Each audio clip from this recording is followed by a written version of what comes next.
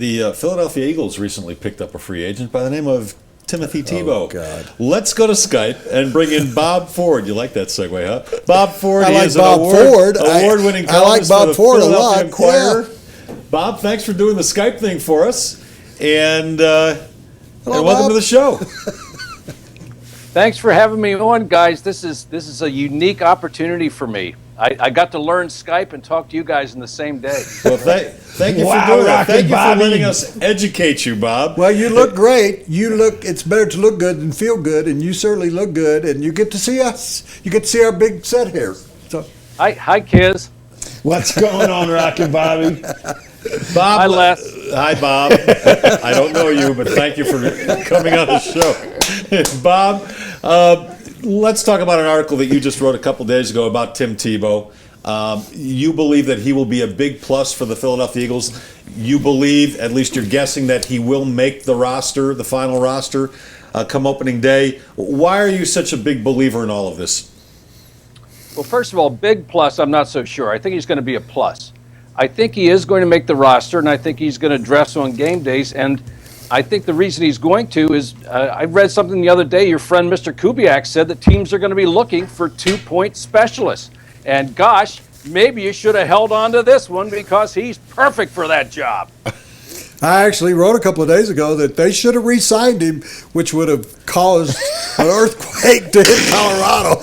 And me to commit suicide. But he could create, and you kind of referring to that, he could create a new category in the NFL, 2-point specialist. Although Slash, Cordell Stewart, who played football out here, that's what he basically was for a couple of years before he became a starter with the Steelers. He was a guy that came in for 2-point conversions and came in at wide receiver and played all over the field. He was like a utility infielder, and Tim might be able to do that for the Eagles. Yeah, and let's not overstate it. I mean, I think early in the games, especially since the 1-point conversion is still going to be a 93, 94% conversion rate, these guys are going to be a little bit conservative and take the 1 point. But yeah, it opens up a lot of possibilities when a guy like Tebow, who can run, who can block, he'd be a lead blocker for you. They're going to have DeMarco Murray in the backfield with him, who's going to be a straight-ahead plunge guy. You can do all sorts of interesting things. And apparently Chip Kelly thinks that he's, a genius, a super genius, can take anybody off the scrap heap. And let's face it, that's where Tim Tebow was, if you consider the SEC broadcast booth a scrap heap. And yeah, it's going to be at least interesting. Well, you linked Chip Kelly and Tim Tebow. So what camp are you in? Chip Kelly is a mad genius, or Chip Kelly is just freaking crazy? He could be both.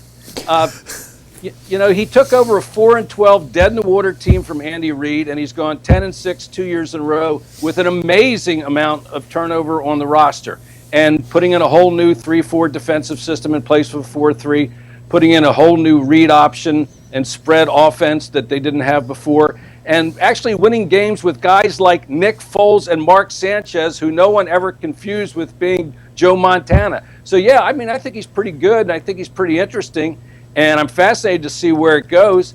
And if it goes somewhere with Tim Tebow, you know what we call that, kids? We call that free columns. And once again, Bob proves as the rest of us that what we pull for is ourselves. It's all about us. Bob, I can't let the Tebow thing go, obviously. We lived Tebow mania here at its height. I'm wondering, I know you're just going through mini camps, OTAs, whatever you want to call them, and the Tebow mania hasn't started in Philly yet, but I'm wondering, especially with this new 2-point rule, I'm wondering if it's starting to ramp up, if you're feeling the Tebow mania at all.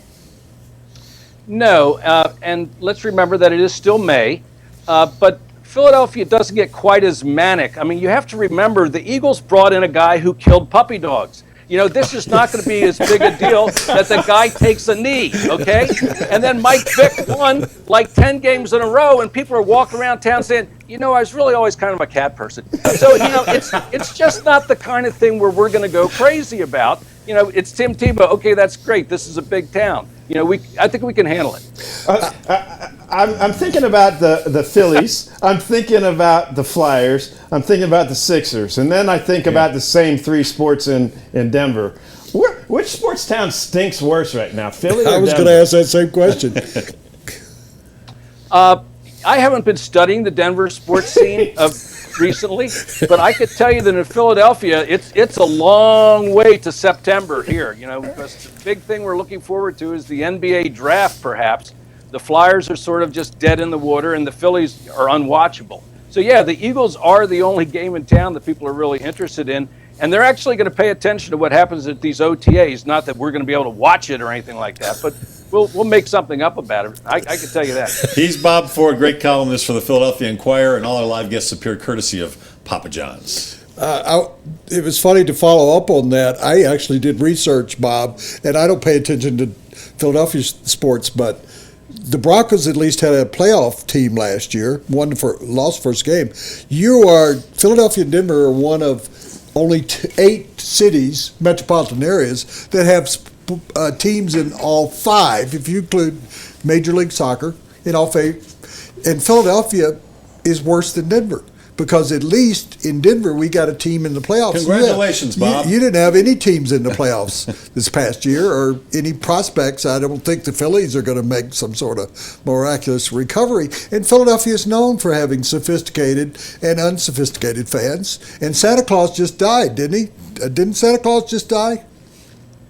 Well, don't tell the kids, Woody, but I'm not sure he ever existed. No, the guy who was in fact the guy in the Santa Claus suit, and did in fact have snowballs thrown at him, did regrettably pass away, Woody. Yes. Now, people thought I was crazy. It was not from hypothermia. I can tell you that. Death by snowball.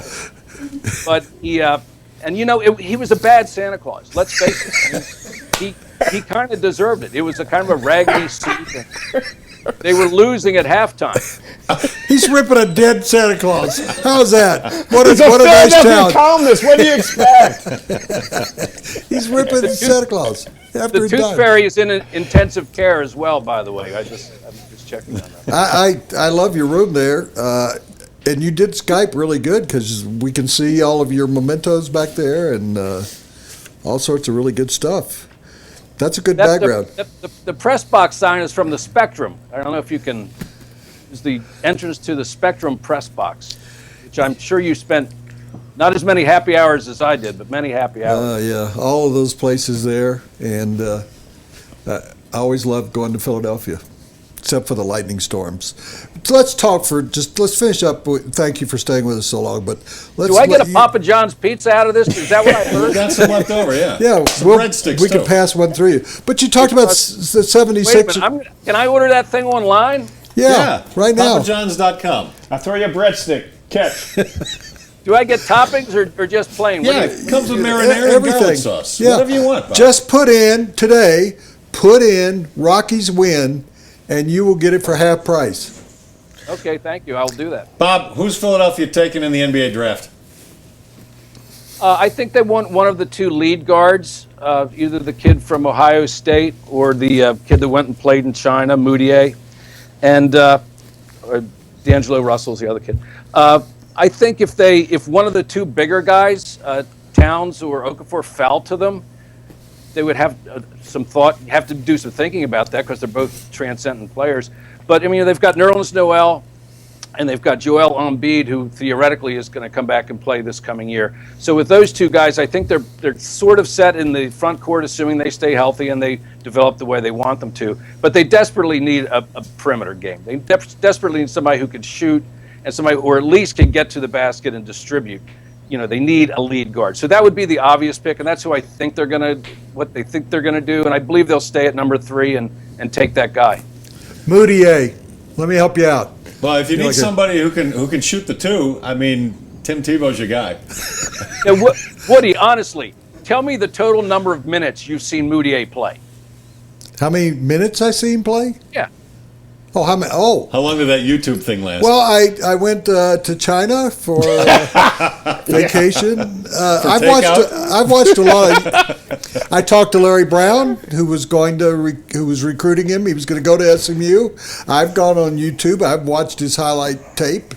I think he's incredible. I think he is going to be. I'm going to tell you. You can write a column about this. Moutier is going to be the best player to come out of this draft. That's what I think of Moutier. How many minutes have I seen him play in person? 0. How many minutes have I actually watched you working hard? 0. Oh,